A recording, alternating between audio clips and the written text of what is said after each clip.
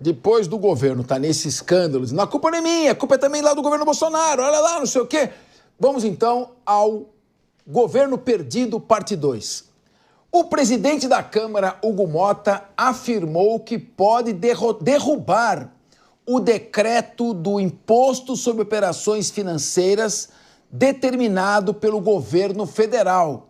Lembram que o ministro Fernando Haddad aumentou para 3,5% o imposto sem consultar ninguém e agora está voltando atrás?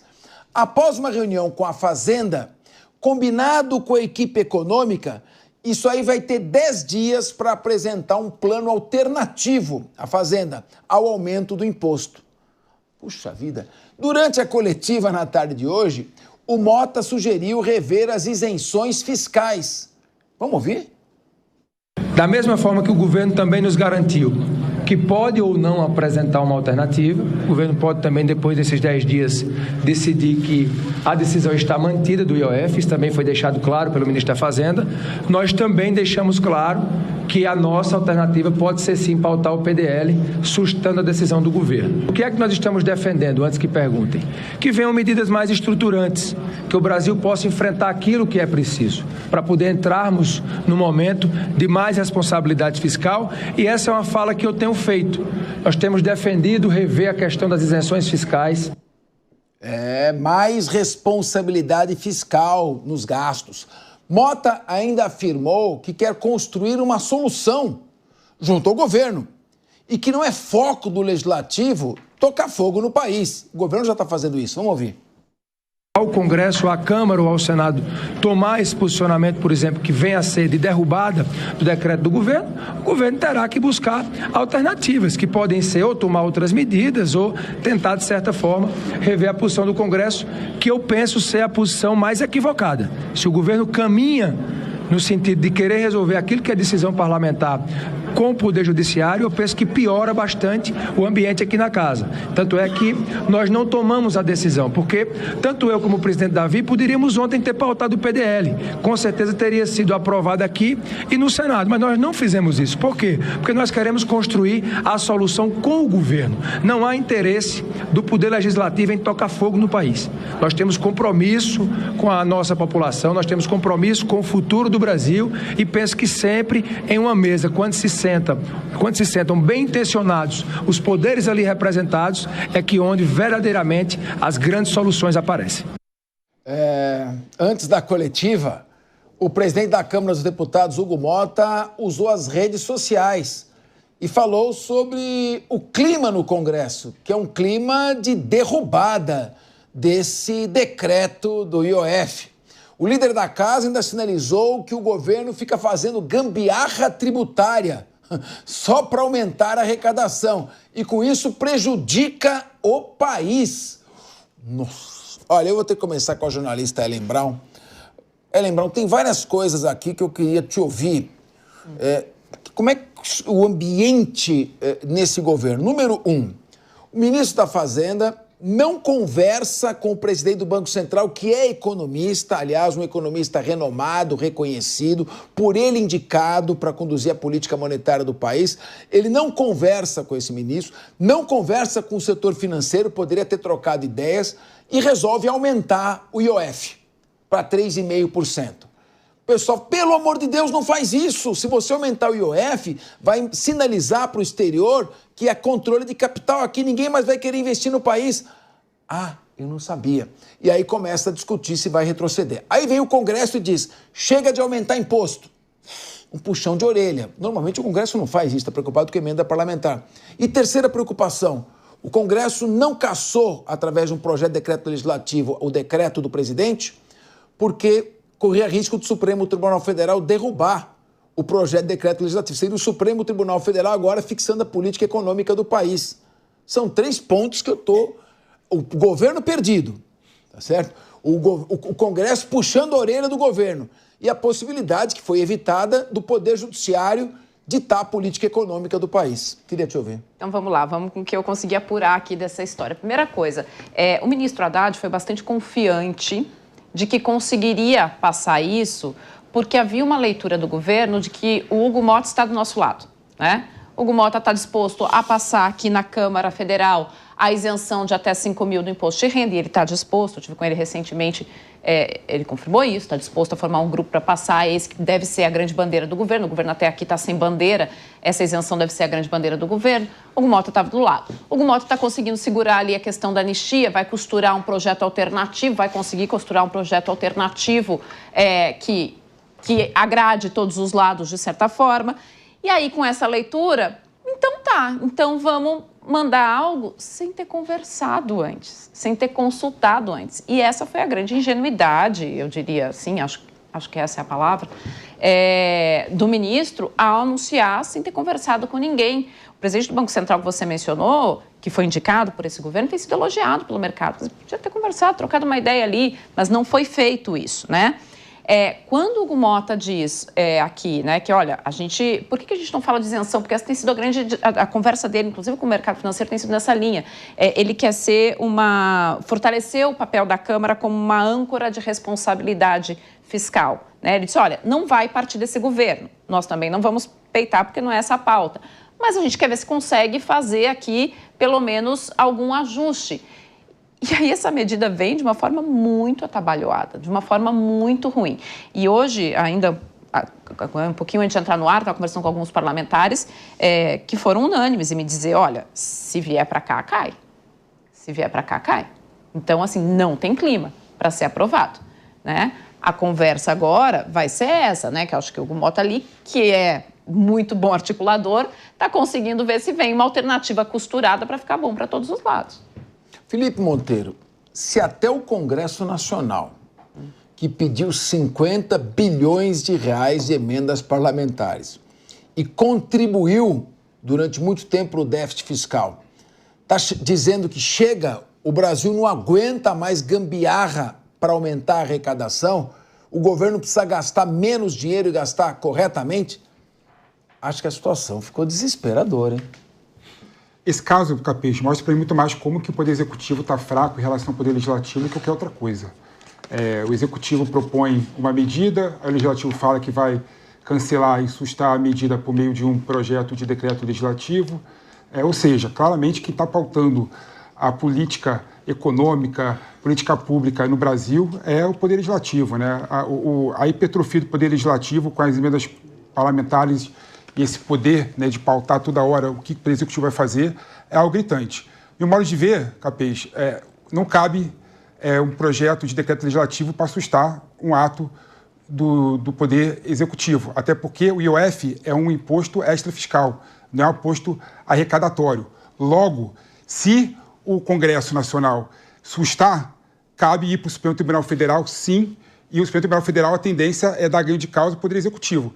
E, no meu modo de ver, o Poder Executivo tem que começar a pautar, começar a brigar em determinadas situações com o Poder Legislativo, né? A prerrogativa de aumentar o IOF por meio de decreto é o Poder Executivo, não é o Poder Legislativo. Então, cada poder no seu quadrado. Agora, o Hugo Mota foi uma coisa interessante mesmo, né? A gente está aqui discutindo 4 bilhões de reais a mais para os aposentados e pensionistas. O quanto o Brasil gasta com subsídio é 400 bilhões de reais. 400 bilhões de reais. Essa medida do governo federal, nesse ano, vai só trazer 20 bilhões de reais. É nada perto da isenção fiscal e do subsídio tributário que o governo dá para as empresas todo ano, não é? Então, com toda certeza, se revisar a política de subsídio tributário e fiscal no Brasil, a gente consegue se livrar desse déficit fiscal, que no meu modo de ver, não é nenhum problema. É zero problema. É zero problema que o Brasil gaste e gaste bem, gaste focado, com estratégia para crescer. Crescer, você ficar rico, paga a conta. É assim com qualquer pessoa, é assim com o país também. Bom, o Túlio Naza acho que não concorda com o que você está falando. Quero ouvir o Túlio Naza e só acrescer esse comentário, se você puder, que você já vai fazer. Seguinte questão, o governo como um todo está aceitando muito passivamente a possibilidade do Congresso vetar esse aumento. Será que o governo está com medo, subserviente ao Congresso? Ele mesmo percebeu que fez uma burrada. Queria te ouvir. Capês, eu vou citar aqui Otto von Bismarck. Quem não conhece Otto von Bismarck foi o chanceler de ferro que unificou os estados, os reinos da Alemanha no que a gente conhece hoje como Alemanha. Ele deu um drible em todos os reis dos reinados germânicos ali e conseguiu concentrar o poder na mão dele. Ele falava, política é a arte do possível, ou seja, É preciso jogar o jogo e antecipar os passos, como um xadrez. Não adianta você fazer um movimento que você acha que é um movimento bom, mas o movimento do seu adversário vai te derrubar, né? É o que o governo está fazendo, essa atrapalhada do governo. Veja, só tem uma receita pela boa prática de responsabilidade fiscal, para você controlar o déficit fiscal e pagar as contas do governo. É uma receita: reduzir despesa. Reduzir despesa. O país não aguenta mais aumento da carga tributária. Olha só, o déficit hoje fiscal do governo é de 90 bilhões. 90 bilhões. E qual é a proposta do governo? Olha só a proposta do governo para ver se tem alguma credibilidade. Diz o seguinte: eu vou aumentar 20 bilhões no IOF, então aumentar a carga tributária. Eu vou reduzir 30 bilhões só de despesa, quando eu deveria reduzir 90. E os outros 40 bilhões? Os outros 40 bilhões a gente vê o que vai dar. Então, olha como a conta não fecha. São 90 bilhões de déficit e ele está propondo 50 bilhões só de ajuste, ou seja, metade já não vai dar certo. E dessa metade ele fala: eu vou aumentar imposto. Aí o discurso é muito bonito, né, na prática. Olha só quantos benefícios tributários que existem no Brasil, 400 bilhões de benefício tributário. Esse 400 bilhões de benefício tributário significa o seguinte: o governo já cobra à empresa 34% de carga tributária. É uma das cargas maiores do mundo.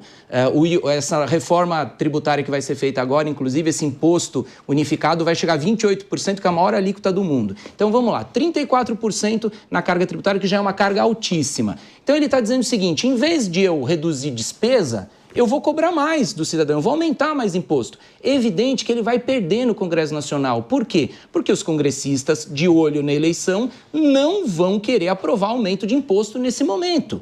Diferente da isenção do imposto de renda. Porque a isenção do imposto de renda, politicamente para os parlamentares, é bom. Ela vai ser bem vista.